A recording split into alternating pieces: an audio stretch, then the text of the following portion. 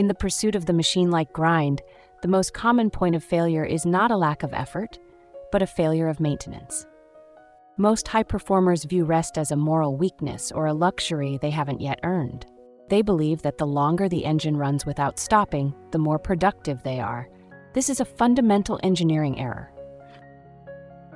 No high-performance machine on Earth, from a jet turbine to a supercomputer, operates at 100% capacity indefinitely without scheduled downtime. If you ignore maintenance, the machine doesn't just slow down, it seizes. In the year 2026, the proactive executor has moved beyond the soft language of self-care and adopted the technical reality of system maintenance. You don't stop because you are tired. You stop because the protocol requires it to ensure maximum uptime during the mission. Consider the seizure point. When a machine operates under high friction for too long, heat builds up, lubricants break down, and the internal components begin to warp. In the human system, this manifests as chronic inflammation, decision fatigue, and the erosion of neuroplasticity. When you push through this state, you aren't being disciplined, you are being inefficient. You are pouring energy into a system that is structurally compromised. System maintenance is the deliberate, scheduled intervention designed to flush the metabolic waste from your brain and repair the cellular damage of the grind. The most critical component of this is glymphatic clearance, the process during deep sleep where your brain literally shrinks its cells to allow cerebrospinal fluid to wash away the toxic proteins that accumulate during waking hours. If you cut this maintenance window, you are choosing to operate a dirty machine. Take the case study of Elias, a lead systems architect who prided himself on 20-hour workdays.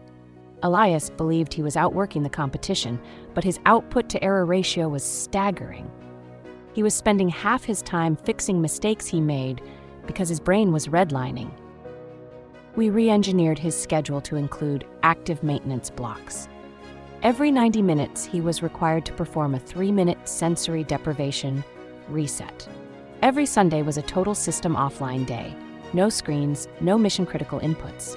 Initially, Elias felt guilty, but within 3 weeks, his creative throughput tripled. By respecting the mechanical limits of his biology, he became a more powerful executor.